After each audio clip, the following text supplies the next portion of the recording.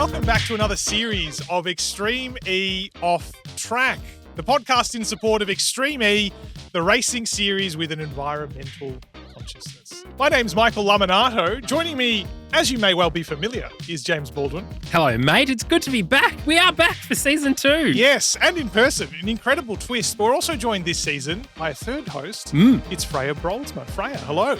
Hello, how are you doing? Very well. It's good to be back. Let's just also... It is also good to be back. All at once. Isn't it good to be back? Good to be here. It's good to be back. It's just good to be here for another season of Extreme E. Mind you, in the middle of another season of Extreme E, we're one race down. Way back at the start of the year, the Saudi X-Prix. But very soon, we're going to be embarking on another 2 back-to-back rounds. So it's time to fire up the podcast again. And boy, we've got a couple of big episodes for you. We're going to be talking to both drivers from the brand new McLaren Extreme E team, Tanner Foust, Emma Gilmore. Really interesting stories to tell for both of them for what is a brand new team for us, of course, but one of motorsport's most historic outfits. I was very, very lucky to be able to go to MTC and chat with both Tanner and Emma as they were preparing ahead of the Desert X-Prix, the first race in Saudi, and they were both super excited. I think Emma was, just like me, very, very happy to be in MTC. We were sort of being very distracted by all of the cars. And also, as we were recording, it was a couple of days before the livery launch. So we were lucky enough to see all of those really cool things in person before being able to sort of send that into the world. So it was fantastic to talk to both of them. They were both very excited, of course, for the season to get underway. Wasn't such a great result for them. Certainly was great for Emma in qualifying, which we'll talk a little bit more about later on. But for McLaren as a team, they are just doing bigger and better things, of course, now being in Formula One as well as Formula E, as well as IndyCar and now Extreme E. They are on the up and up when it comes to domination of motorsport series. They could just have one series racing all of their own cars. Different types. It'd be a great crossover championship, wouldn't it? F1 versus IndyCar versus Extreme. I mean, Extreme E would roll literally over the top of all of them. It'd be like a monster truck show of some kind. I'd love to say, I mean, it's such a huge deal as well, isn't it? I mean, like you say, they're in so many different series now. But to have them in Extreme E is not only, I mean, it's not only great for the fact we've now got 10 teams, but brings just another added something to this second season as this sport tries to build up its own history. It does, and it'll be very interesting to see how those, I suppose, teams that have that year of experience kind of approach the season differently to McLaren as a new team. But yeah, I have to say I'd be stoked to be Emma Gilmore as McLaren's first ever female driver, which is just an exciting thing to put on the, I suppose, the ladder for her. But yeah, it'll be very interesting to see how they approach the season as a brand new team and new series. And as a Kiwi as well. I mean, that's a great, superb story, really. So I was saving it. Not this episode. It's not this episode. You won't hear from them in this episode. It was written down in the description. It's not this one. It'll be a later episode. We are going to talk to Tanner Foust in this episode. And look, I love Tanner. I'm just going to say it because his stories are phenomenal. He is just the most genuine and loveliest of guys. And look, to be honest, I want to book myself in a trip in his drift taxi. I know this is an extreme thing, but that looks really, really cool. He's just done so many amazing things, Michael. He absolutely has. And he's got a huge, varied backstory. One of the great things that I've enjoyed certainly about doing this podcast series over the last year, and certainly looking forward to it again this year, is that every driver who's appeared in this championship is really different. They've got really varied backstories, very different disciplines they're all from. Tanner seems to be from all of them, which is great for him, as well as being from television. So much he could do. He could almost run this whole thing, every single position, run the team, do the broadcasts between stints in the car. It's nothing you can't do, really. That's been one of the really great pleasures. And I like as well that all the teams are really different too. They've all got very different specific backgrounds, all really obviously hardcore into racing, but we've got, of course, teams backed by F1 world champions. We've got teams backed by rally world champions, some driven by multiple rally world championships as well. There's a lot of variety in what is more than just like a championship for its own, for itself, really, isn't it? Extreme E is more than the combination of its parts. Absolutely. And you've got some old rivalries there as well as brand new drivers as well. You know, we've got some 20-year-old new talents in there as well as, you know, some absolute super figures when it comes to, you know, World Rally Championships and similar. So very interesting to see such newcomers to the sport as well as some of those more experienced drivers competing against each other directly, which is very cool to see. We're going to get into a little bit more about how this season has evolved from last year, what you may have missed since the Saudi X-Prix as well. But let's first get into the first part of our chat, or James's chat. It's all on you. I hope it's good. With Tanner Foust. Tanner, great to have you on Off Track. Thank you so much for joining me. Absolutely. Thanks for having me. Well, we're sitting in the McLaren Technology Centre, which is a very, very cool building. I've only just got here myself and it's pretty awe-inspiring, but it must be pretty cool for you as well to be walking in for the couple of times that you've been here. Yeah, absolutely. I mean, this place is amazing, and it's, just how modern the building is right now. We're in these glass offices that overlook the lake. There's swans out there swimming around in the English countryside. It's like, it's very awesome. But then, of course, on the boulevard, you have all the Formula One cars. You have Bruce McLaren's, Old Austin. You have so much history and the road cars. It's really a pinch yourself kind of moment, because I've got, coming from basically starting out as a volunteer mechanic in order to get some seat time, to having a McLaren on my kit is pretty awesome. Yeah, it's very, very, very cool. And we'll, of course, come to that in a little bit. But I want to take us all the way back to very young Tanner.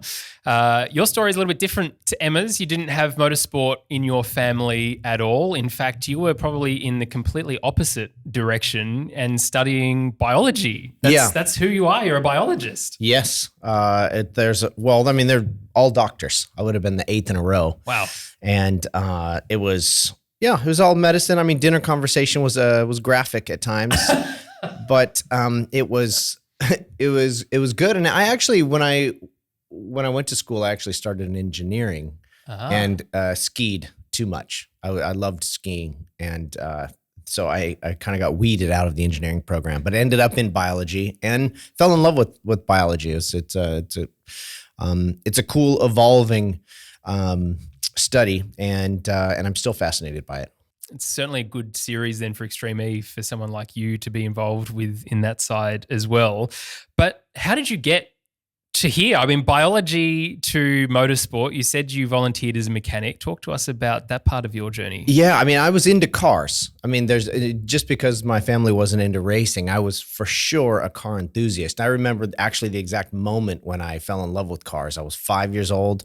I was in Denver, Colorado. My dad had a 1976 912E, which was a little car that was made just for the U.S. market. And we were going from Colorado Boulevard to Hamden, which was kind of a sweeping right second gear turn. And the tires were squealing around this corner. And he complained about maybe the tires were low and probably shouldn't tell my mom. And I just remember being kind of like awestruck by the feeling and the sound and everything. And I paid attention to absolutely every bit of driving since then.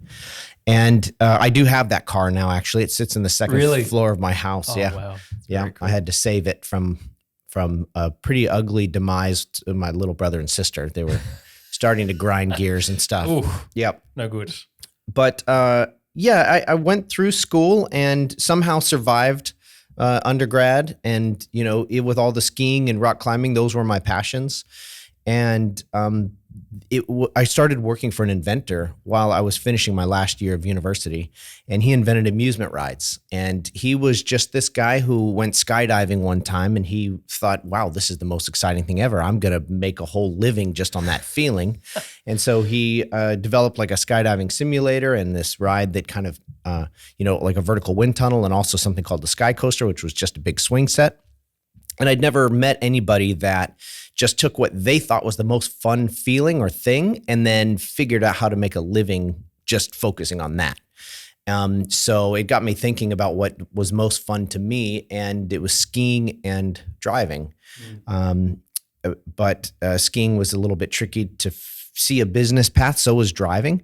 But I got a job as a mechanic at a race team that was in Denver.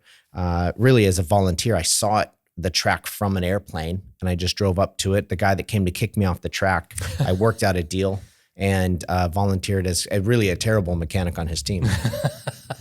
Well, I'm glad. I'm probably better that you were in the driver's seat eventually rather than from the mechanic side.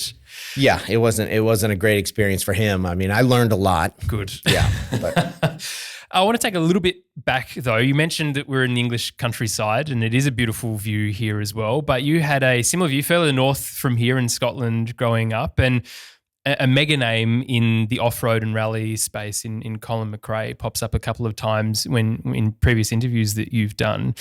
Was he big for you in that formative sense of this is the path that I know that I want to follow?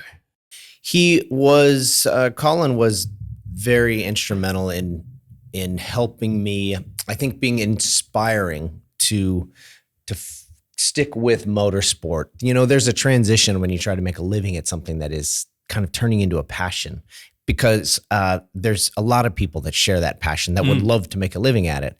And there's a slippery uphill climb that you have to make before you really get over the top to where you actually are making a living. And when I was younger there, I lived in Scotland. My stepfather was a cryptologist, was a decoder, and I think he listened to Russian submarines coming in and out of the North Sea or something. But it was up in northeast Scotland, and the roads were pretty awesome up there. And I hadn't heard about Colin yet until the last few years we were in Scotland. It was from age 9 to 13. And I wasn't a motorsports fan. I'll be honest with you.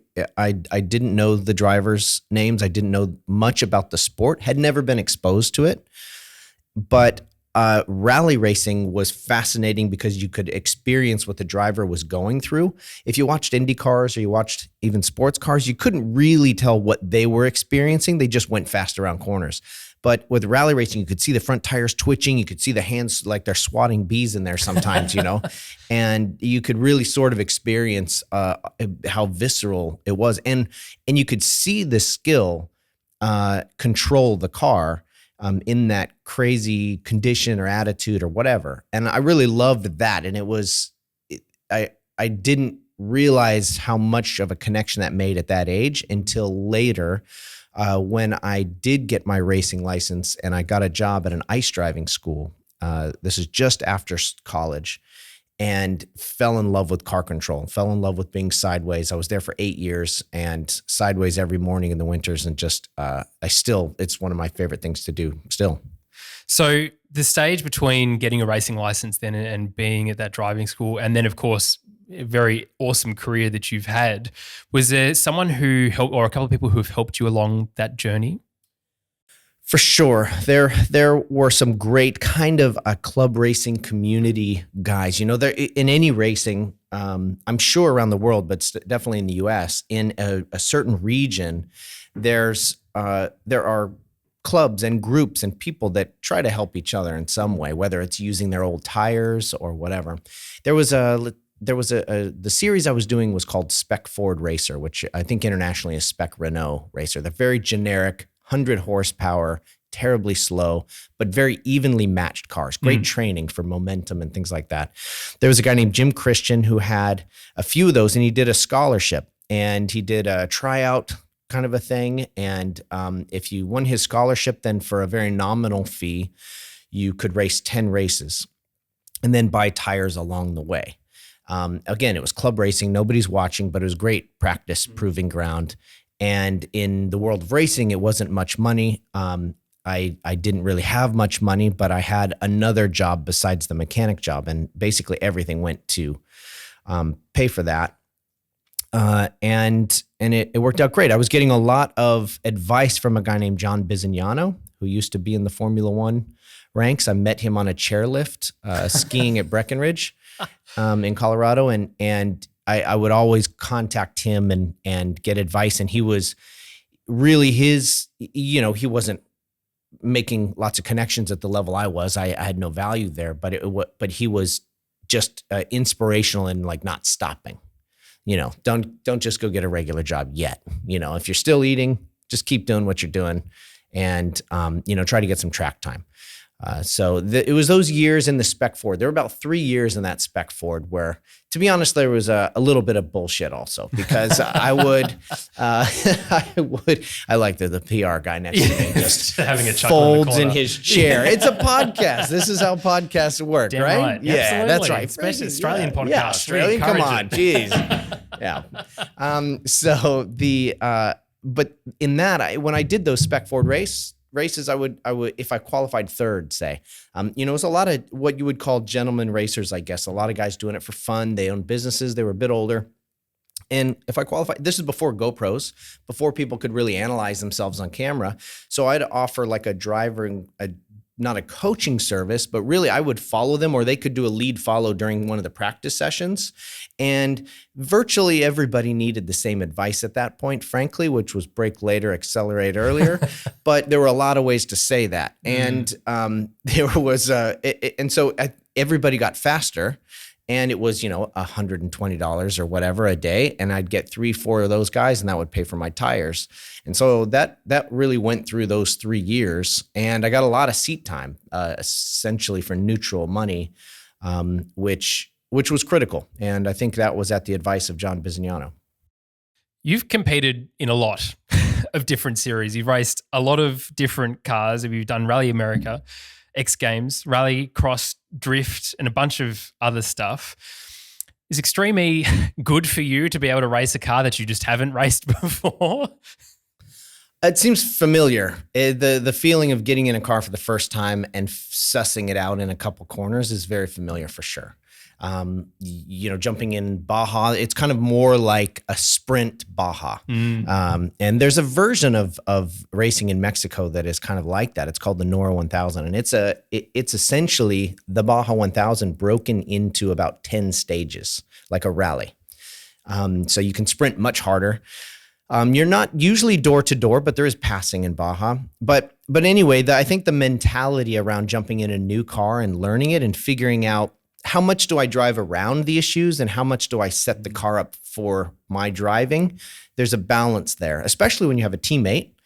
And with the Odyssey car, the unique thing is there's a lot of weird setup things you can do with transferring power front to rear based on steering angle, load, blah, blah, blah. It's like there's a myriad of things you can do that you just normally don't wrap your head around while you're practicing / testing. So that's the learning process, is how to maximize that tech rather than just the suspension going over bumps fast and how to get the car going in the right direction. Yeah, it's a very cool car to watch from the outside and just to sit in as well. But talking about direction, drift is a big thing that you're known for all over the world. There's been incredible content come out for years about it. But it's a little different as a background for what we're accustomed to in Extreme E, with a lot of other drivers who are pure off-road or pure rallying or some circuit as well. What makes a good drift racer, and what kind of skills can you bring that other people may not have necessarily into Extreme E for this season? It's a good question. I mean, the first Race of Champions I did, I had won a drift championship, and it was kind of like, wow, there's a drifter guy out here. We got Formula One racers and all this. And in that one, I did get the chance to beat, so let's see, it was Jenson Button and Michael Schumacher in the same event. That was pretty awesome. Yeah, I still got smoked in the long run, but it's drifting. The great thing about drifting that I found personally, just my experience, it's not the car control. That is, I mean, guys that are at the top level of drifting, there is a different skill technique for that. But it's the dealing with the pressure, because essentially in drifting, especially with qualifying, the closer you come to crashing, the better your score. And there's 15,000 people live. You can hear the announcer screaming. There's concrete walls. There's cars that are acid dipped so thin that they will crumble like a Christmas wrapping paper if you hit the wall. And there's it's just this high pressure, high stakes, single elimination rounds where everything that you've been doing for the last month is on the next 7 seconds. And you can either thrive in that situation or not. And I really, at that time, I felt like I had gained skill in transferring nervousness into positive focus. And I found when I went and did other events, that particular mental technique really worked. So if there is something that you get as a drifter, it's dealing with the pressure rather than really just the driving.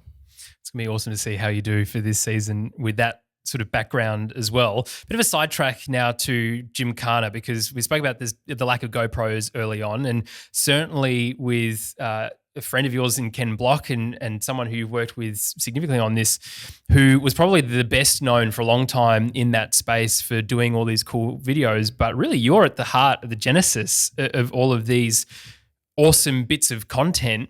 What was it like for you watching this sort of revolution, I suppose, looking at drifting and Gymkhana and now cool Rallycross and off-road and now Extreme E, and bringing all these new extreme fans along into the motorsport side? It is kind of strange because it seems like a long time ago, but yeah, I do remember I had done a couple things with Ken. You know, Ken was at DC Shoes at the time, and we'd gone out to the ice driving school where I'd worked before. We'd done a couple other events. One of the judges in drifting had gotten the idea to start a Gymkhana series, but more in the traditional term, what you would think of Gymkhana, more like an autocross. And so he built an autocross slash Gymkhana track in Orange County, where I lived, on this old retired Marine base. And I invited Ken out, and I had been doing time attack with a team that had Subarus, and Ken was going to take a spin in it, and we did that. And he was like, this is awesome. This place is awesome. Can I just rent this whole base and that car? And like, yeah, sure, I guess. So he got together with Court Crawford, who owned the car, and I got him a contact because I knew the people that were responsible for hiring out the track. And then he made Gymkhana 1, and he sent me a rough cut of it before it came out, and I told him, you're just changed how drivers have to market themselves. And he sent me that email back to me a couple of years ago, and I didn't realize how true that was, but where Ken's genius lies is making the second and third one work. Most people would have taken the viral sensation of the first one, possibly squandered it just by hoping the second one went viral. But Ken's real genius is in marketing, and he had the wherewithal to really invest in the brand that he had stumbled upon and make that really work for him. And as you can see what he does now, it's really changed not just his career, obviously, and his power as a media hub, but also how all drivers kind of aspire to make their careers work. It's no longer about clicking tents off. Sometimes it's about making sure you have the package, the social media, the YouTube channel going, and reasonably quick in the car. Yeah. Yeah, it's awesome content. And I still remember, I think like many of our listeners will remember the first time that they saw Gymkhana 1 and then just like, wow, what am I watching and how do I get involved with that for the rest of my life? Like many other drivers, trying to get up the chain to professional driving means you have to do a few other things, maybe just to the side of racing. For you, similarly to Sarah Price, you did a bit of stunt driving work. How did you get involved in that? And when was your first crash? Stunts were always, I had three pillars. I had the racing was the core, and then I had TV presenting and stunts. And stunts they all fed each other. Stunts were super fun. My first job was given to me by a couple friends, Reese Millen, who I still race and work with, and Rich Rutherford. They were doing Dukes of Hazzard. It was like in 2005. Jessica Simpson and Sean William Scott. It was I grew up watching Dukes of Hazzard, right? Hazard County, that old Challenger, like rooster tails through the forest. Sign me up. So I got out there and into Georgia where we were filming and just lived the dream. It was absolutely awesome. And I didn't even know the legends I was working with, the coordinator, the director. I mean, these are just legends of the industry that the more you learn about them, the more you realize what they've had their hands in creating that have shaped like our fascination with cars and driving. It's crazy. But since I've been lucky to do a lot of movies and a lot of commercials and gotten to play some cool roles, wear a lot of wigs and bald caps and jump a lot of stuff. Though to answer your question, the first crash on purpose was in Dukes of Hazzard. It was just basically a smash 'em up. And I remember another stunt guy had to get in and do it for me. And that's the last time I let that happen. But there's a language. The director's like, oh, we just want a little action here, and the way they shift their shoulders when they say action, all the stunt guys know, oh yeah, that's a pretty hard hit. I didn't know that. I thought I was just going to like rub mirrors with the guy. But so I did that a couple times before the director's like, Tim, get in there. And then he just destroyed the cars. And I was like, okay, that's how you're supposed to do it. So my first crash was a fail. Yeah, but I think it's an interesting thought process, isn't it? Because you're trying not to crash, especially from the drift sense and everything else. You're on the limit all the time and you know where the limit is, but you want to stay far away from that. So to change mentality to do that would have been difficult. I haven't talked about it in a long time, but I remember how weird it was creating that metal to metal smashing. And these are old cars. It was an old Mustang and a Challenger, and just the steel just crumpling against each other as you're pushing through this forest road that's only wide enough for one car, the rocks and everything. I just remember thinking, God, this is violent. I'm wearing like practically Daisy Duke shorts right now, and doesn't seem safe, but it was, it was cool. And the acting with cars is something in some movies you actually get to do. A lot of the high budget movies, they have enough money just to crash everything. And every time you touch a car, it's a huge crash. But when the budgets are a little bit lower, or the storyline is more based around the skill of the driver or the attitude of the driver, then it's so fun to, like Tokyo Drift, for example, was one where it was a lot of driving, not much crashing. And they wanted to do most of that movie in CGI. And Reese and I convinced them to let us do it practically for as much as we could. And then if it wasn't enough, then, they could always come back and paint things in. But we got to do virtually all that movie. Wow.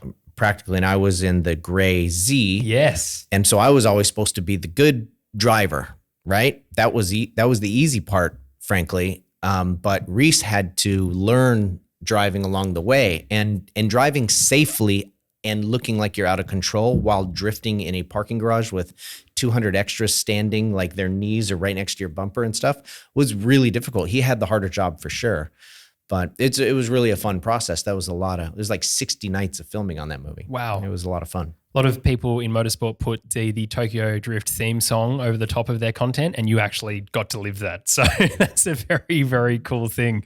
What was your favorite car to drive in that movie? I have to ask, because it's such a staple in the motorsport world or the automotive world. I got to touch a few of those cars in various scenes. The Evos, the red Evos, were a little tricky because Reese had built them, but just fundamentally rear-wheel drive Evos were a bit fragile, so you couldn't go dumping clutches to pull yourself out of a mess. By the end, we had set the Z up really well, the gray to Drift King Z that I was driving. It was right-hand drive, which was a little weird at first, and drifting it was okay, but parking it was dangerous. Like you'd clip people's ankles just because the far end of the car, you're just not used to sensing where that is. But it was, the Z was probably the best. And we ended up building a Z with the same turbo kit, similar suspension to compete in Formula Drift after that, and won the championship twice with it. So had a lot of practice in that car. Sarah Price has been Jason Statham. Who have you been? Who is your most famous actor? I've been Jason Statham too. I don't know if that makes Sarah and I like some sort of weird twin buddies. But, must be. Yeah. Obviously, the most now that we've met face to face, you can see Chris Hemsworth is the one that I've 100%. Yeah. In fact, I thought I was interviewing Chris when you walked into the room. Yeah. Then the accent wasn't there, and you're like, oh, weird. Another Australian's like, oh, okay. Yeah. Not him. No, Oh, yeah. shame. That was in Red Dawn, which was a super fun movie. And Keanu Reeves more recently in John Wick. I had Statham in a couple things, and an interesting one was in Ford versus Ferrari. We got to double people that were real characters, which was interesting, and Art of Racing in the Rain was a fun one. But in Hobbs and Shaw, I doubled a 300 plus, maybe 400 pound Samoan. With a big beard and, the whole thing. Wow. And it was the look on his face when he saw me getting the hair and makeup with his outfit on, like, wait, The Rock has got this huge dude doubling him, right? And he's got this little wiry dude. coming in like with a wig hanging barely off his face. He's like, you got to eat, bro. That's what he said. Yeah. He didn't realize I was just there for driving, but it was, that was an interesting one. Oh, that's great. Talk to me about Top Gear. I mean, Top Gear is incredibly well known all around the world, and television actually being Tanner Foust for television wasn't what you were used to, because you were doing racing absolutely and doing stunt work and being big Samoans. How did it then come about, and what was it like knowing the huge success of the UK side? Was there an element of pressure that you found recording it, or you just had a whole lot of fun? Yeah, I knew the brand Top Gear. It's not nearly as big. It wasn't nearly as big in the US as it was the rest of the country or rest of the world. But I had done a few shows before that on ESPN and Speed, even in like a hotel on demand. Not the shows you're thinking of. Oh, good. Yeah, it was like driving, like reviewing cars kind of a thing. So I'd done 6 or 7 shows, and I loved doing the shows. But when the BBC said they were doing Top Gear, they had done it once before, in years past. It didn't work. Then we did a pilot for NBC with Adam Carolla, who was one of my favorite comedians. I listened to him on Loveline in high school. You know, it was like, he's epic. And so that was super cool. And Eric Stromer was the other host. And we had such a great time, and they spent so much money on the pilot, they pulled the plug on that one. And then History Channel picked it up. I met Rutledge and Adam Ferrara for the first time, and we're still great friends. Rutledge literally is staying at my house right now while I'm here, while he's doing the Super Bowl out in LA. But it was a lot of pressure. And to be honest, when I talked to people in the US about Top Gear, they had seen films on YouTube, but we never got the whole show. So there was a lot about the show format that when the first season we tried to kind of translate the show format over. It works with the BBC when there's no commercials, but then you plug in commercials and 18 minutes of your 45 minutes or whatever are eaten up in like recaps, like while we were away and the stuff like that. It was, and so there were a lot little things that I thought the studio didn't work that well because you had to time everything you said to like 4.2 seconds. Instead of just talk, and when you're done talking, you're done talking. So you actually had a script in the studio, which was very un-Top Gear-like, I thought. I think producers thought so also after the first season. And I think the seasons got better and better, and we had tons of fun. We would go on these. The great thing about Top Gear, at that time, my daughter was just getting old enough to where she was thinking about getting she gets her driver's license soon. She's, but she'd rather have a phone, just like every 14, 15, 16-year-old. And she's my daughter, and she talks cars all the time. So she was still into getting a driver's license. But I saw that in her friends that they really weren't into cars. And so my mantra quickly became making cars fun, making driving fun, making people, I guess, want to enhance their craft and take pride in their craft of controlling a car. And Top Gear fit right in there. It was so fun. Rallycross fit right in there. It was the most fun racing I thought you could do in a car. Everything was all about having fun with cars and getting a new generation involved in driving. And we traveled all over the world doing fun stuff with cars. And the funny thing is we didn't take a lot of pictures. I realize now because you had all these cameras around, you're like, oh, they're getting it. Yeah, we don't have to take pictures. But now it's like, well, it would have been nice to have some photos while we were in Iceland or something instead of, having to look up the show. But yeah, but it's such a great thing and to be a part of. And it really was, 150 days a year of filming. So your best friends were basically on the road all the time. We really were a family. What was it like going from that level of awareness then back into the racing fold? It finished in 2016, didn't it, Top Gear? So you've wrapped that side of your life up. You've thought, okay, I need to take more photos wherever I go now. That's right. A big deal. Yeah. But the next couple of years for you, what was that like? Well, honestly, I raced championships during Top Gear. So I raced in Europe and in the US. I was in Europe 15 times a summer, and then a full championship in the States and the 150 days of filming for 6-7 years. We filmed like 750 days over that time. And so it was nice to have half of the year back. I missed the people. We didn't realize, I think, what a family we were out on the road until, we kind of had our final wrap party and really missed the people that we'd hung out with, camped with, and argued about how shitty hotels were with, and competed with cars and jumped rental cars with, all the things that you do with people out on the road.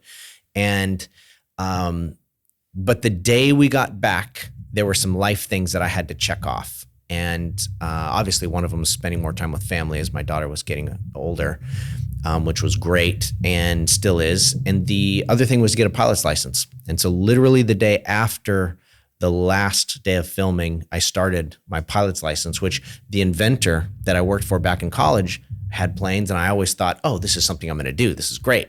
And then got busy for 15 years or 20 years. And so it was great to actually put some time towards getting that ticket. You love flying is probably a fair statement from what I see on your socials. And you love your aircraft that you fly at the moment too. What kind of level of aura or that feeling, that sensation do you love about flying the most?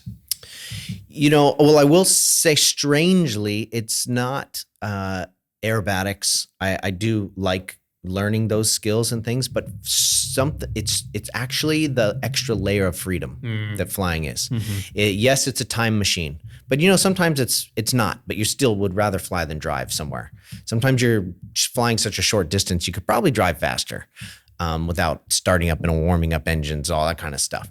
But it's just the layer of freedom. And I really believe that we may be the last generation that has this access to mobility on our own, with our own control, where you can just simply hop in, start it up, go somewhere. In the States and in Canada, you don't even have to tell anybody where you're going, or you don't have to pay to go from airspace to airspace. You don't have to pay to land.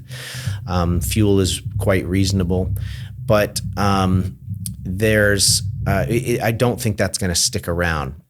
So my mantra sort of shifted, honestly. And by mantra, I just mean my own, I guess, internal inspiration for pushing, and to really one about personal mobility and not necessarily experiencing the world through a screen, but just taking yourself from A to B, and having a pilot's license and a plane that's sadly this is a sad statement, I guess, but it's as efficient as a lot of cars.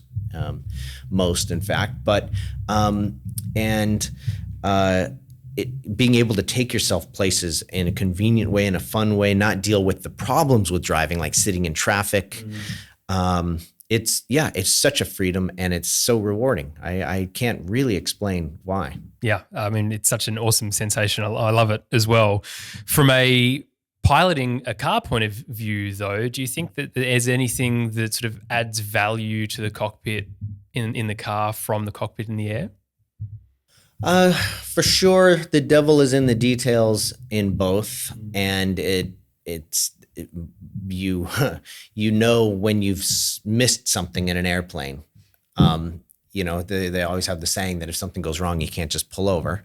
So I guess you could call them checklists or mental checklists even, and just making sure you've done your back work on everything. And there's that, I think, is also something probably for you as well, learning to fly. There's a challenge in learning to communicate effectively on the radio. There's a challenge with not just learning the rules, but learning how to work within your own brain to not forget important stuff.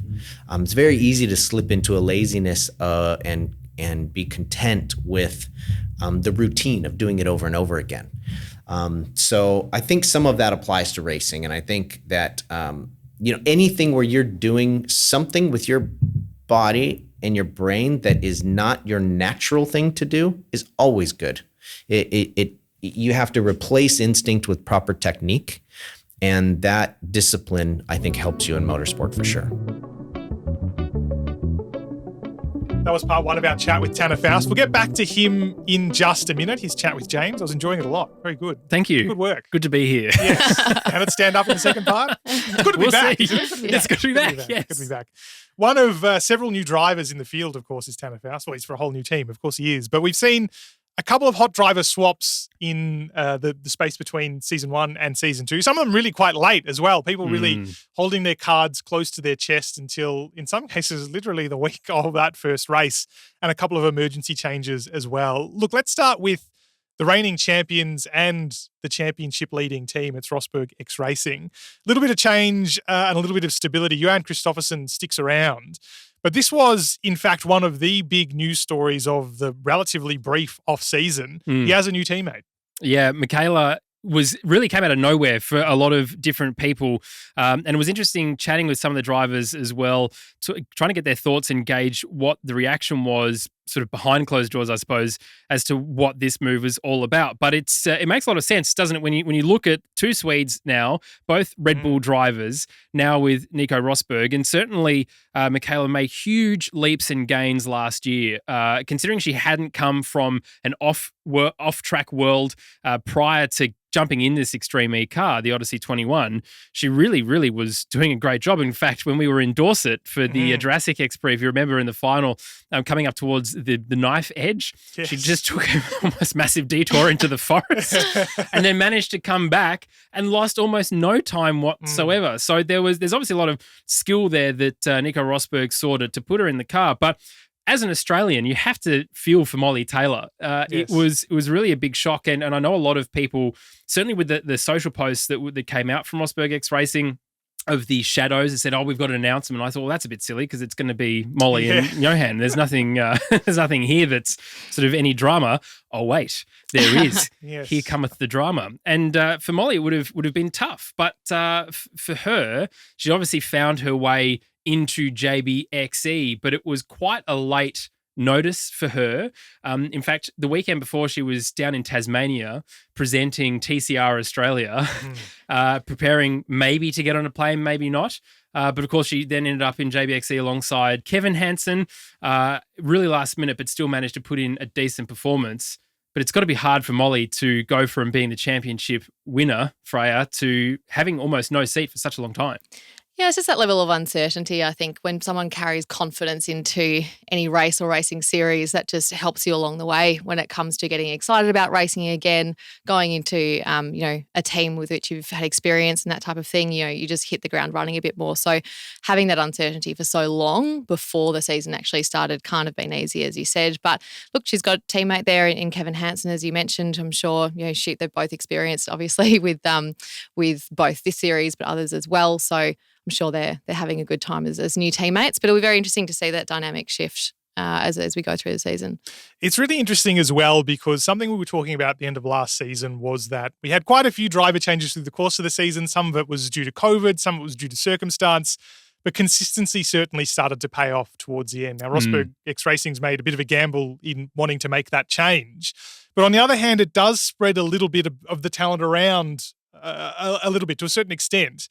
Having the world champion Molly Taylor, or one of the two world champions, of course, moving elsewhere on the grid does just spread that out a little bit more. And so there is a real plus in that aspect as well, I think, for the series overall. And it's now up to her, I guess, to sort of stake a little bit of a claim, isn't it? Because Johan Kristoffersson, as we saw in Saudi anyway, a little while ago, but in Saudi in particular, he was in some other kind of form. And that's no disrespect to anyone else on the grid, but he sort of did that a little bit one-handedly, I think. He was just on a completely different level. I don't know, we have a breakfast in Saudi Arabia. Clearly the diet there, the Saudi Arabian diet must really suit him because he was really on fire. It's up now a little bit to Molly Taylor to emphasise the fact that she was an equal part of that championship-winning campaign last season and to really be a bit of a driving force for JBXE. One of the things I really love about Extreme E is that it is the same equipment. We talk about this in different motorsport series that, if this driver was in this car, then that they would be doing a lot better. But for Extreme E, yes, there's some setup changes that can be different, including where the power goes and all that sort of other stuff. But let's not forget that Ollie Bennett in Excite Energy Racing almost forced RXR out of the championship lead in one of the races in Saudi. So that's really great to see for me, for the teams that were right down the very back at the end of 2021. And I'm talking with issues that were their fault and weren't their fault at the same time. Excite Energy Racing, Veloce, certainly the guys from Gymkhana Racing, as we said at the Jurassic X-Prix, really needed a lot of luck. They are now really back in contention. And it's one of those series now that I think, yes, okay, there was some domination up the front by people who we kind of expected would be there, but that wasn't the narrative for the whole of Saudi weekend. Certainly other people coming through, and I was shouting at the television when Ollie Bennett hit that flag and got that penalty. I was like, oh, mate, he could have absolutely turned the championship already on its head. But we're only one race down of this 5-race championship. Freya, really anyone can do anything now, as I just said, but you've got drivers like Nasser, who've come alongside Yuta in Apt Cupra, who are absolute legends in their own right and certainly know how to drive cars fast. Oh, absolutely. And when you get courses like Saudi where you had rocky sections and then these super high-speed sections, everything else, it's very interesting to see how they all approach that just so differently, and obviously all coming from quite different backgrounds, as you mentioned earlier, Michael, when it comes to their different racing experiences and what kind of has brought them to this point as well. But yeah, like you, James, just watching that flag get clipped was just some of the best racing we've ever seen from him until that point. It's just so disappointing. Wheel to wheel with Seb Loeb, and door to door, literally just banging door to. That was great, and this is what we love about Extreme E. There was obviously some concern as well around from everyone about the dust. That was a bit of an issue in the first race of the championship last year, but that didn't seem to be a thing at all. And we just had some magnificent performances. It was a great thing to watch, Michael. Yeah, absolutely. I mean, new venue as well, in a sense, being in Neom, still Saudi Arabia, of course. I want to touch on that changed lineup now at Abt Cupra. You mentioned Nasser Al-Attiyah, Jutta Kleinschmidt having had experience of the series last year. Nasser Al-Attiyah, probably the biggest signing of the off-season, the many-time Dakar champion, won it this year, in fact. Just why not? But I really thought it was interesting that, not to say he was not up to speed with the championship in the first round, because that would be overstating things, but clearly needed an adjustment period, which does show that this is a difficult car to get grips on, difficult format as well, because it's not really, you can kind of liken it a little bit to a whole bunch of different series, a little bit of rally, a little bit of off-road. This is really, it's sort of its own thing. It does require a little bit of extra time to master. And what I think is really interesting now about this long break we've had is whether or not that disrupts the momentum for obviously some of the other new drivers, but even Nasser Al-Attiyah, someone of that standing, needs some more seat time, something we've lacked a little bit. Yeah, it's interesting to look at how they perform with being out of the car for so long. Some of the teams have done some testing recently. McLaren only a couple of weeks ago went out and did some testing in the UK. But I thought that was one of the best reasons to sign Emma Gilmore to McLaren. Yes, it's a great story from the New Zealand angle and McLaren itself, but she's got some fantastic experience straight out of Veloce Racing, where she performed brilliantly. And we commented on this, didn't we, Michael, for the Arctic X-Prix, with just how quick she was pretty much straight away. And to carry that through into McLaren with Tanner Foust, who was phenomenal that whole weekend. He got in the car, he's like, as you say, because he's done about every single formula and race known to man, got in and went, yep, this is good, got it, and just was fast straight away.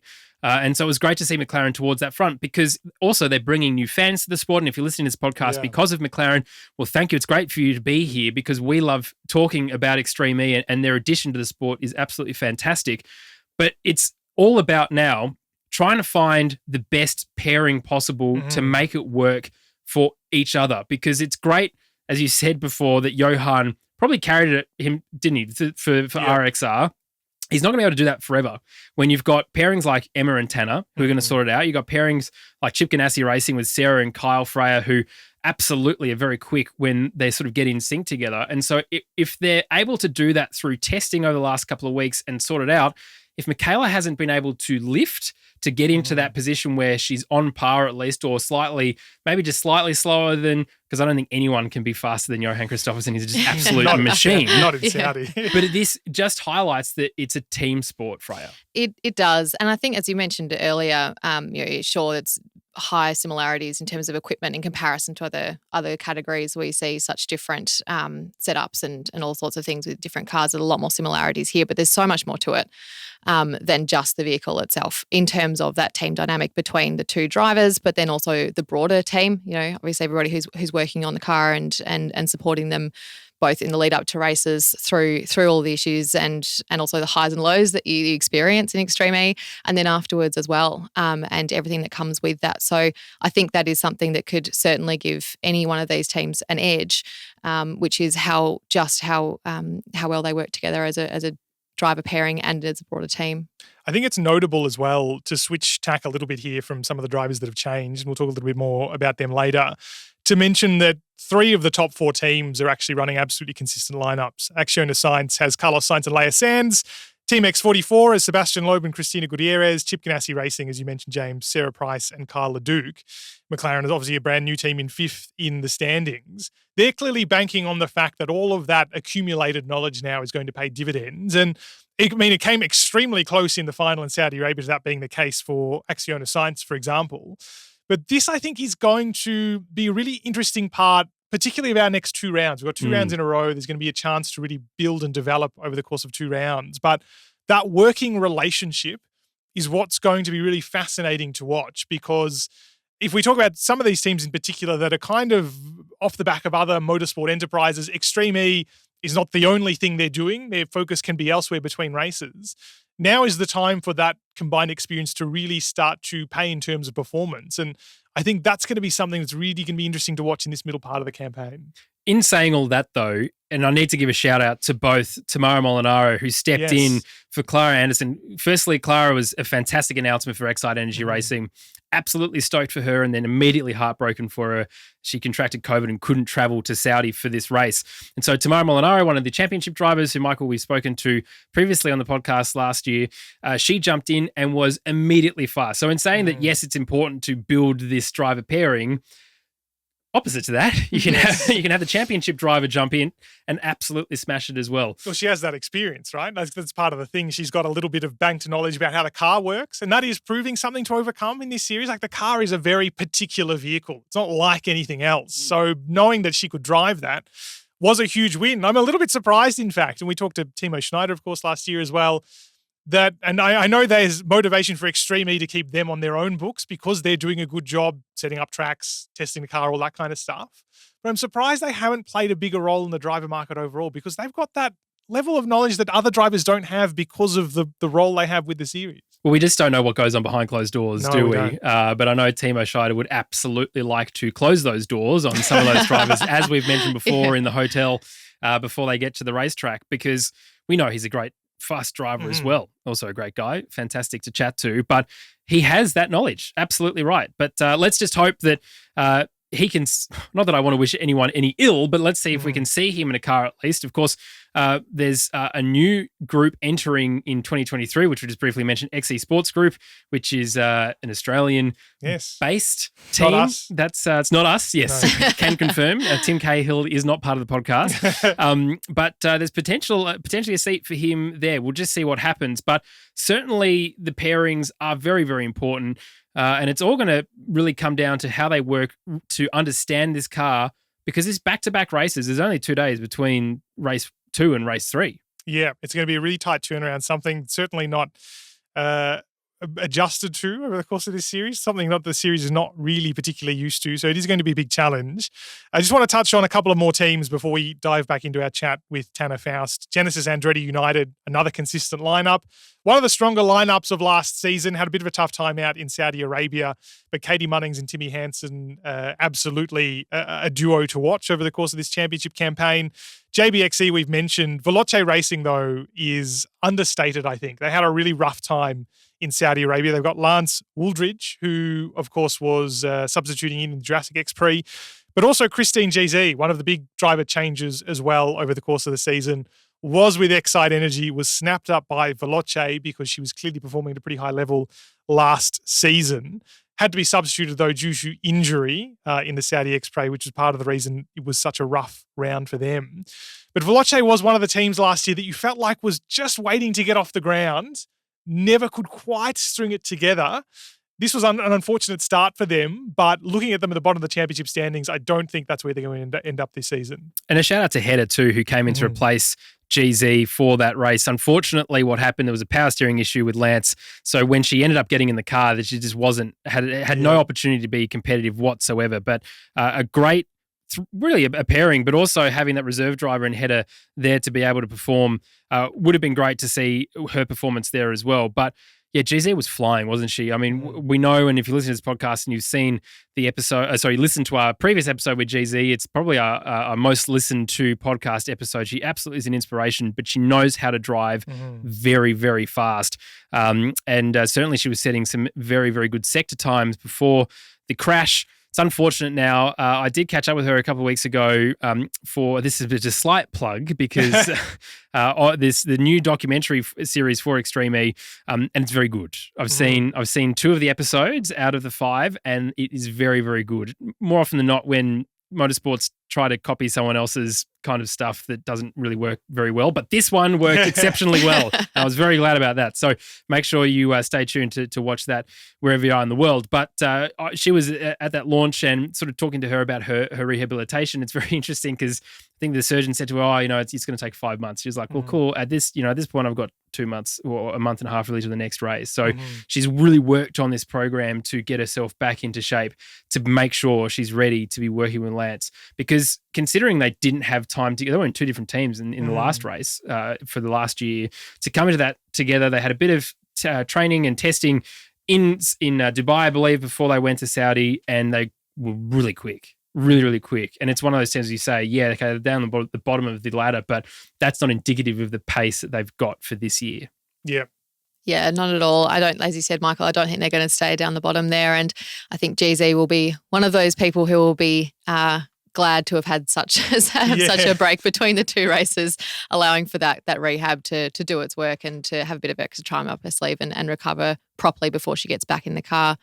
But you kind of think that they would go into our second race, which will be in Sardinia, with a bit of a fresh slate, perhaps, recovered, spent that time doing rehabilitation properly and almost started fresh. Yeah, this isn't MotoGP. We don't need people rushing back. From the No. Come on, guys. Yes, no thanks. Yeah, so Lance Woolridge, Christine GZ, certainly one of the teams to watch for this upcoming, what's almost like a relaunch of the season almost. I think a lot of teams will be approaching this as their second chance at a first race. But that's still a couple of weeks away, and we've still got the second part of our chat with McLaren's Tanner Foust, which you wonderfully undertook, James. Lovely man, Tanner.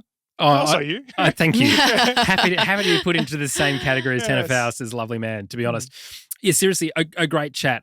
And as we talk a little bit more now about Extreme E and what it was that got him involved in the sport, what the call-up was from Zach Brown, of course, trying to understand how he was going to be quick. Now we know that he was, with the benefit of hindsight and the massive space in recording this between actually listening to this episode and speaking to him.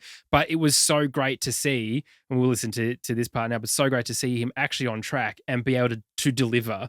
And not because he's arrogant, not because he's like, oh, well, look at how many things that I can do. He's just so naturally gifted, but he works really hard. And you will be able to hear this in the second part of this interview, that he's all about working with his teammate Emma Gilmore and the team to become as fast and as competitive as possible and to ultimately win the championship.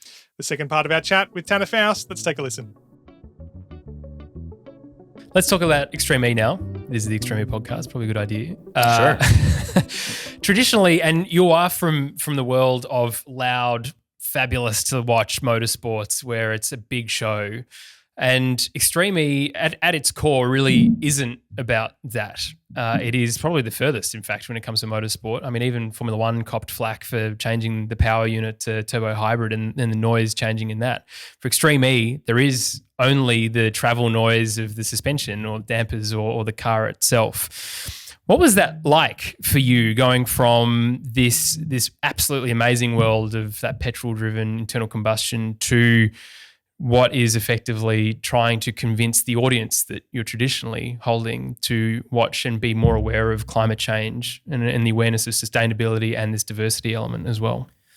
Well, I think there's a couple reasons why Extreme E hit for me. When I first heard about it, I had been doing something with Jensen Button, and I asked him about it, and he kind of told me some of the details I hadn't heard before and about its potential as a series. This is kind of in the middle of last year. And it was intriguing. I've known that electric racing is critical, but the more that I've gotten involved with e-racing, I've done some Baja races with electric vehicles. I've been a proponent for the last 8 years of rallycross in electric vehicles. It's a little shocking it's only just happening. but literally partnered with somebody who had a design already for a car almost a decade ago. And there's, it's a, for the last 100 years, motorsport, I think, has done an amazing thing for us to push the envelope on performance, safety, reliability, capability of cars and make them better. And there's something that, we, all of us in this room here, and probably a good percentage of the people listening have cars or drive cars on a regular basis, and they're made as good as they are because of that motorsport. So I really think motorsport is good. To your point about Ken Block earlier, we're at a time when content is very easy and very good and gets a lot of views, and it could be a great alternative to motorsport for companies to market themselves. And this could be the end of motorsport. And unless we prove that electric cars, which we're all going to be driving eventually probably, can push those same boundaries and learn those same lessons of performance and reliability and safety on the track through motorsport, and do it in a responsible way now, since this is more the narrative, and even leave tracks or locations better than they were found. If we don't show that through aggressive sports like Extreme E, then motorsport, I think, is gone on a big scale. And it's something that you love, I'm guessing. I really love motorsport, and I think it's good for the world. So I'm hoping to help continue it. It's certainly one of the wonderful things about Extreme E, and it's interesting that you mentioned about Rallycross taking a bit of time to get across to electric situation. It'd be interesting to see how they go this year, of course. But for you, you've driven some incredible cars. What was it like hopping into the Odyssey 21 for the first time, though? You mentioned at the very top that it was interesting you can put power at different corners and different angles. It seems like there's a lot to do. An off-road car in general is an interesting experience because, not to take anything away from it, but you are sitting on a marshmallow. You have such soft suspension, you have so much movement and motion, and quite a lot of weight, because what makes that thing take most of those hits without a brake is a massive amount of weight. Plus the battery weight is significant. So there you have that feeling, but then you have contrasting that the instant torque of electric that makes it actually feel smaller than it is. It reacts very quickly to the throttle. So it's really fun. It's a very fun machine, and I think it's going to be a challenge to really get working, to really maximize, because of the adjustments we were talking about, how you can send a lot of power to the rear or a little power to the rear. You can make it more front wheel drive or rear wheel drive. And that can not just be based on just normal acceleration. That can be based on how much steering angle you have. That can be based on how hard the lateral G's are in a corner. And right there, just in the things I mentioned, that's like infinity kind of setup possibilities. Yeah. And that will change completely whether you're on ice or whether you're on sand or whether you're on dirt. So it's going to be a real challenge, I think, to maximize. And but the machine is fun. 600 horsepower electric is very, very strong, and it's very fast. The tires make huge grip. So I'm really excited to you look at some of the terrain that these are going over.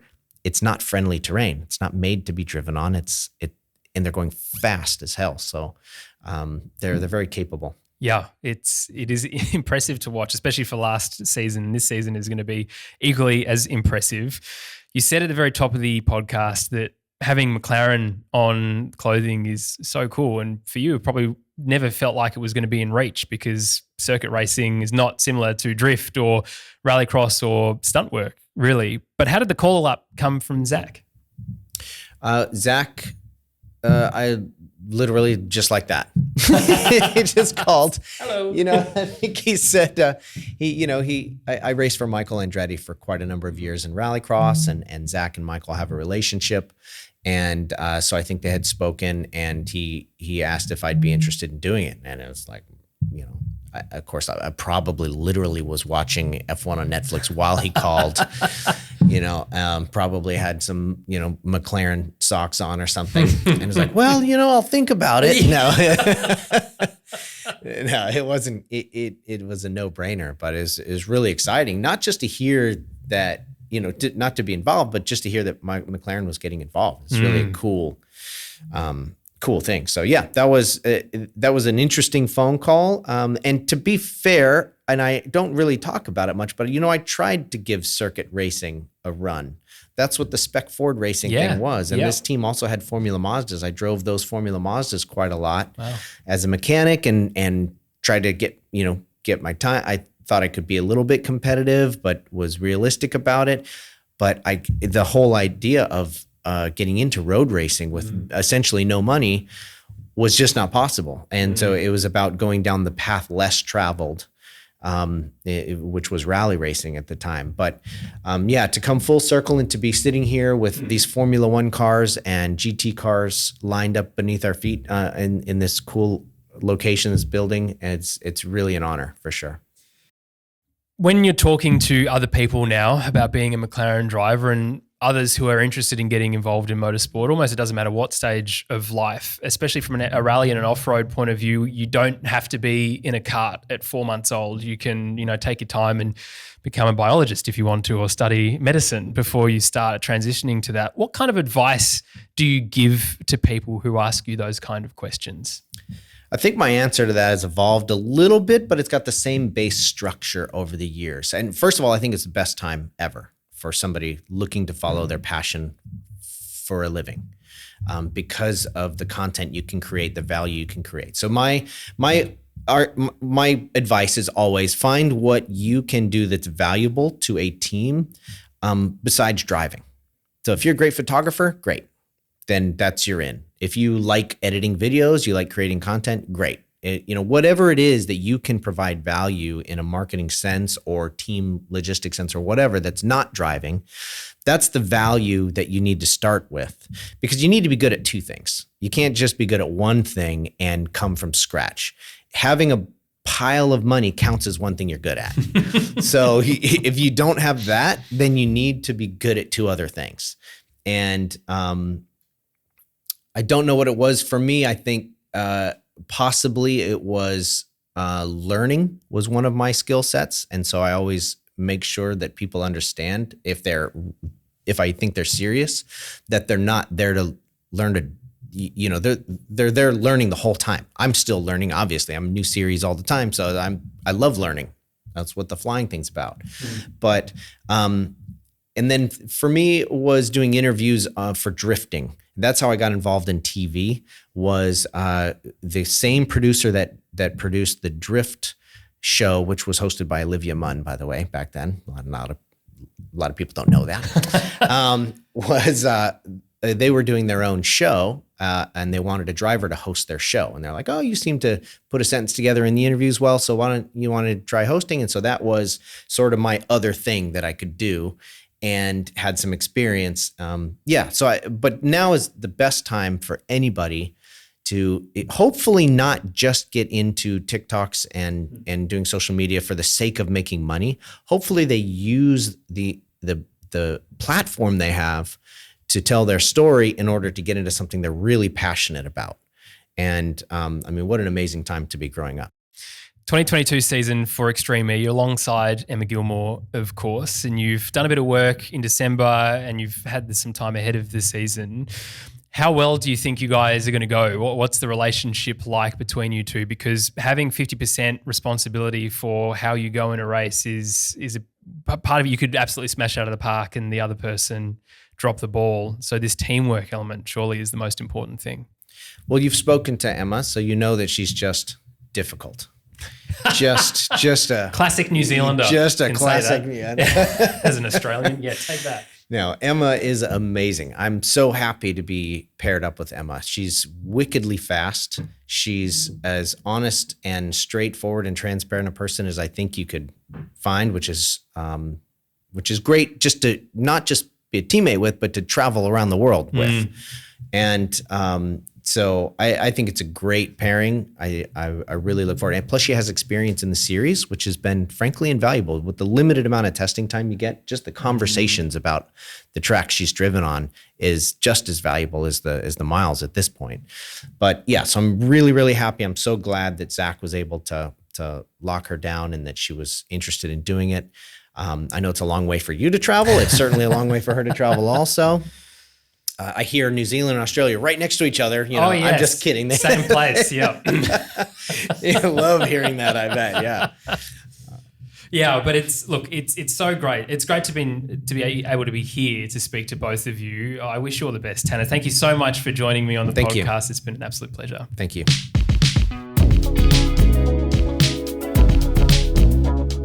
That was your chat, James, or our chat, the show's chat, everybody's chat. We're all friends with Tanner Foust, McLaren's Tanner Foust, and we can see him in action in only a couple of weeks more. Only a couple of weeks left to wait until round 2 of the championship in Sardinia, the Island X Prix. Unless you're listening to this podcast in 2023, in which case... You missed it. You missed it. Come on, guys. It's a real sleep-in. Come on. Yeah, absolutely fantastic to chat with him. As we said at the very beginning, so cool also to be in MTC. It was fabulous to see all of these amazing, of course, Formula One cars and then an Extreme E car. Really does show you how big these things are. You thought the Formula One car for 2022 was big? Well, look at this Odyssey. It is absolutely ginormous. But yeah, fantastic chat. And as I said just before we came back, he performed exceptionally well. He was very, very quick. Emma was very quick.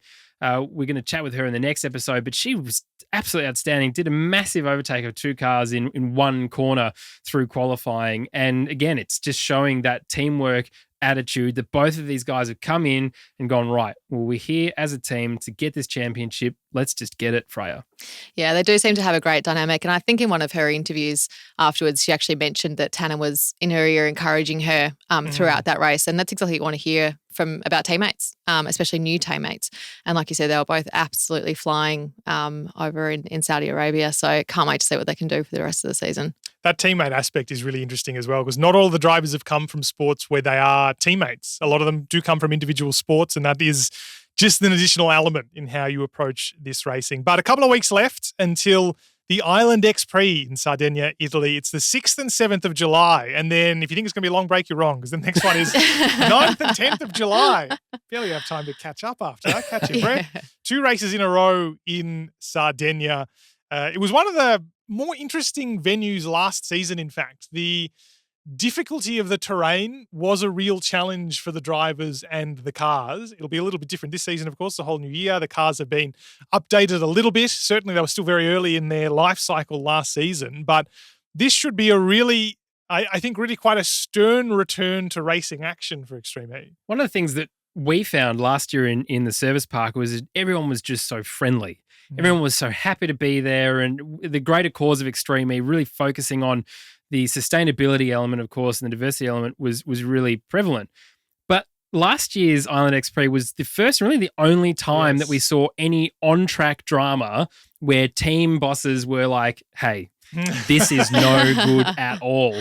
And certainly with Timmy Hansen coming across and unfortunately collecting, I think he collected Sarah Price first, who then sent him into Christina Gutierrez for the X44, which then sent her into a rock or a tree route that ended their race there and then. That was drama. But then we saw the teams coming together afterwards, and then Dirty United guys came along and helped sort some stuff out for X44. And so it was sort of one end to the other very, very quickly. But it is one of those tracks that anything can happen. Now, for Sarah Price and Carla Duke last year, the steering arm just went. There was no big crash that caused that, and that was heartbreak for them. Stefan Sarazan and Veloce had a huge role, and it was just this absolute sort of disaster of car parts or Odyssey parts flying all over the military base there in Sardinia. So plenty of absolutely amazing corners to see and racing to see. Timo Scheider would have gone out there and designed the track slightly differently, I imagine, from last year. And he loves a good challenge. So to see how many massive jumps he's put in at this time. But with 10 cars, 10 teams now in the championship, it's going to be interesting to see how it all falls out. And if X44 and RXR Freya can either extend their lead or just highlight that, you know, these cars and these teams, it's all about this pairing and how you can work well with your teammate. I think it will be about that, but it'll also be about doing their research for each of these tracks. So you think about it for Sardinia, we were there at quite a different time of year last year as well. So the track will be a lot drier. It could be present different conditions for them. So whilst we do have those who will have had experience racing here before, it could actually be quite a different track as a result of that. And like you said, they might be looking at completely different racing lines in comparison to what they had done last year. So you want to kind of take that experience into this new terrain, but then also really looking for what's different to last year as well. So it'll also present, I think, quite a big challenge because those two races are so close together. That's going to be really hard work for the teams just to make sure they're prepared and well rested and all of those things. And of course, it's going to be hot. So that could be interesting as well. Absolutely. And puts a premium on potential damage in the race. Yes. Now, they still do have a couple of days between, but the last thing you want to be doing is rushing to get ready for the second round, because every minute out on track is really valuable in Extreme E. There's not that much non-competitive track time.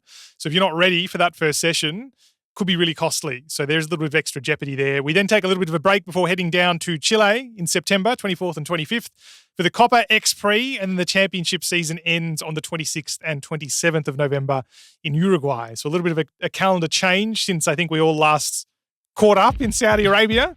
Things have been changed a little bit, but the 5 championship race calendar continues. So still plenty of time, of course, for anyone to stake their claim. We're only one race in, and this is a little bit of a fresh slate, I think it's fair to say, as we head towards round 2 of the season. Now, the next race, Sardinia, the Island X Prix 1. There are 2, and they're in Roman numerals as well. Oh, very just to good. really emphasise the importance Very of the good. 2. And it's 2 weeks away. It's only 2 weeks from now, Wednesday, 6th of July. And then, only 2 days later, the 9th of July, there'll be the Island X Prix 2 in Sardinia. 2 for the price of 1, as you'd say, in the course of 1 week. Or not even. What's that? It's only 4 days. Extreme E in all senses. Extreme in between the differences in time between the first race and the second race, and the complete opposite with the second race and the third race. It is extreme. It is absolutely extreme. We'll be back in a couple of weeks with a preview, of course, of the Island X Prix. We'll bring you some insight from the ground about how the track has changed and evolved compared to last season, when it was, of course, an enormous challenge, but also clearly one of the highlights as well. So it'll be really interesting to see how that's tackled in 2022. You'll be able to find that episode if you subscribe to Extreme E Off Track wherever you get your favorite podcasts. And why not leave us a rating and a review on Apple and Spotify as well. And while you're at it, why not tell a friend? You've got 2 weeks to tell them, and then a couple of bonus days if you forget to tell them before the second race. But I very much advise to do it in the course of the next 2 weeks, because it'll be a long time after that before the third race after that. Thanks very much to Tanner Foust from McLaren for joining us this week. I've been Michael Laminato. For James Baldwin and Freya Broldsma, we'll catch you in a couple of weeks.